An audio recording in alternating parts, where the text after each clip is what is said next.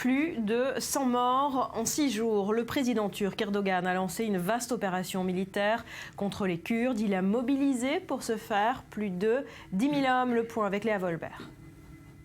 Lentement, méthodiquement, mais sûrement, le gouvernement turc travaille à ce qu'il appelle le nettoyage des régions kurdes. Ces 5 derniers jours, plus de 100 militants présumés du Parti des travailleurs kurdes ont été tués par l'armée turque et les forces spéciales de la police. 10 000 hommes mobilisés. L'opération militaire s'étend sur toute la région du sud-est de la Turquie, région majoritairement kurde. Dans un communiqué, le chef des forces armées affirme que l'offensive se poursuivra avec détermination jusqu'à ce que l'ordre public soit rétabli. Nous devons annihiler la machine d'exploitation Daesh d'Irak et de Syrie. Parallèlement, nous devons détruire les organisations terroristes séparatistes qui tourmentent nos frères kurdes et constituent une menace pour la stabilité de notre pays. Il y a une dizaine de jours, Ankara a déployé un contingent de 150 à 300 soldats dans le nord de l'Irak. Réaction immédiate de Barack Obama, le président américain a appelé la Turquie à respecter la souveraineté et l'intégrité territoriale de l'Irak. Samedi, Ankara s'est donc engagé à retirer progressivement ses troupes de la région.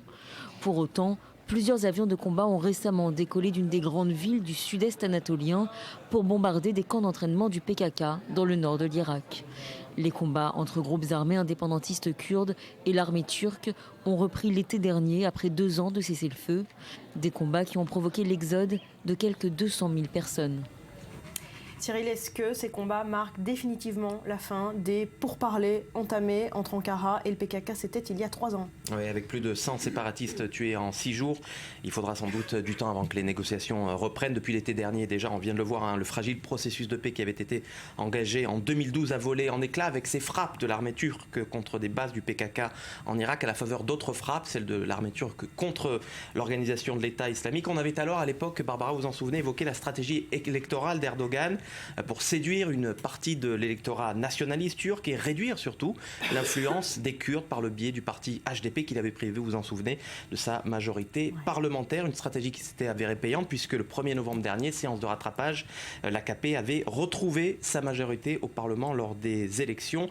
Alors politiquement, les Kurdes sont ressortis très affaiblis de ce nouveau scrutin. Et puis depuis, donc fort de sa victoire, Erdogan ne cesse de répéter à l'envi sa volonté d'éradiquer le PKK. Il le fait, Barbara, avec d'autant moins de complexe qu'il est en train de se refaire une virginité sur le plan diplomatique, négociation avec l'Union européenne sur son adhésion et sur le sort des réfugiés, évidemment, ouverture des bases aériennes turques à la coalition anti-Daesh et puis plus récemment le réchauffement diplomatique avec Israël.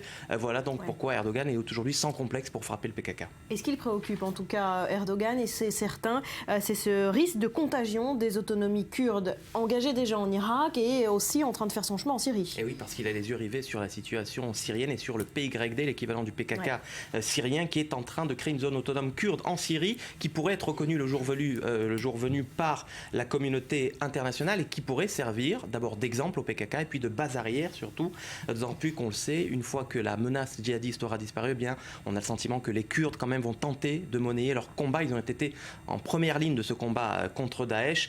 Ils vont tenter de monnayer ce combat contre la création d'un grand État kurde qui, on le sait, est à cheval entre l'Irak, la Syrie et la Turquie. C'est un scénario catastrophe pour Recep Tayyip Erdogan.